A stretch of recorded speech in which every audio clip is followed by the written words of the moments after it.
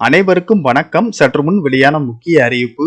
குடும்ப அட்டைதாரர்கள் பயன்பெறும் வகையில் ரேஷன் அட்டைக்கு முக்கியமான அறிவிப்புகளும் மகளிர் உரிமை தொகை குறித்து முக்கியமான அறிவிப்புகளும் வெளியாகியுள்ளன.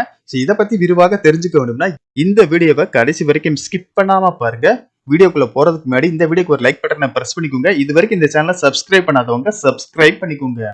முதலாவது அறிவிப்பு என்னன்னு பாத்தீங்கன்னா, கலைஞர் உரிமை தொகை பெறுவதற்கு புதிய குடும்ப அட்டைகள் கேட்டு பலரும் விண்ணப்பித்துள்ளனர். இந்த நிலையில் தமிழகத்தில் புதிய ரேஷன் அட்டைகள் விரைந்து வழங்க நடவடிக்கை எடுக்கப்படும் என அமைச்சர் பெரிய கருப்பன் தெரிவித்துள்ளார். இது தொடர்பாக பேசிய அமைச்சர், குறைந்த விலையில் மளிகை பொருட்களை மத்திய அரசு வழங்குவது வழக்கம். அது போன்ற சூழலில் உணவுத்துறை மூலமாக அவை கொள்முதல் செய்யப்பட்டு கூட்டுறவு துறைக்கு வழங்கப்படும். கலைஞர் உரிமை தொகை பெறுவதற்கு புதிய குடும்ப அட்டைகளுக்கு பலரும் விண்ணப்பித்துள்ளனர். எனவே குறிப்பிட்ட காலத்திற்கு நிறுத்தி வைக்கப்பட்டிருந்த நிலையில் உரிய ஆய்வுகளை மேற்கொண்ட பிறகு புதிய குடும்ப அட்டைகள் வழங்கும் பணி தொடங்கும் என்று அமைச்சர் தெரிவித்துள்ளார். அடுத்த அறிவிப்பு என்னன்னு பாத்தீங்கன்னா, நாடு முழுவதும் அரிசி விலை உயர்ந்து கொண்டே செல்கிறது. அதாவது இந்த ஒரு வருடத்தில் மட்டும் 15% அதிகரித்து விட்டது. இதனால் ஏழை எளிய மக்கள் அதிக விலை கொடுத்து அரிசி வாங்க சிரமப்படுகின்றனர்.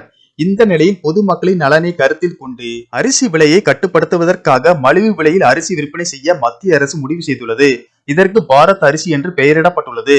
பாரத் கோதுமையை போலவே இந்த பாரத் அரிசியையும் மத்திய அரசு அறிமுகப்படுத்தி உள்ளது.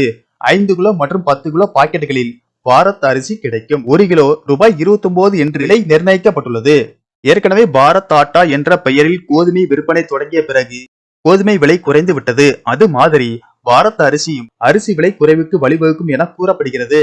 இந்நிலையில் மத்திய அரசு அறிமுகப்படுத்திய அடுத்த நாளே தமிழகத்துக்கு முதற்கட்டமாக 22,000 டன் அரிசி ஒதுக்கப்பட்டுள்ளது. அதை விற்க தேசிய வேளாண் கூட்டுறவு இணையம் உள்ளிட்ட 3 நிறுவனங்களுக்கு அனுமதியும் தரப்பட்டுள்ளது.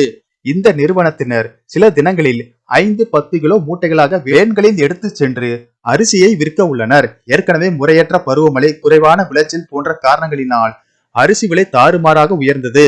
இப்படிப்பட்ட சூழலில் மத்திய அரசின் பாரத் அரிசி தமிழக மக்களுக்கு பேருதவியாக இருக்கும் என்று கூறப்படுகிறது.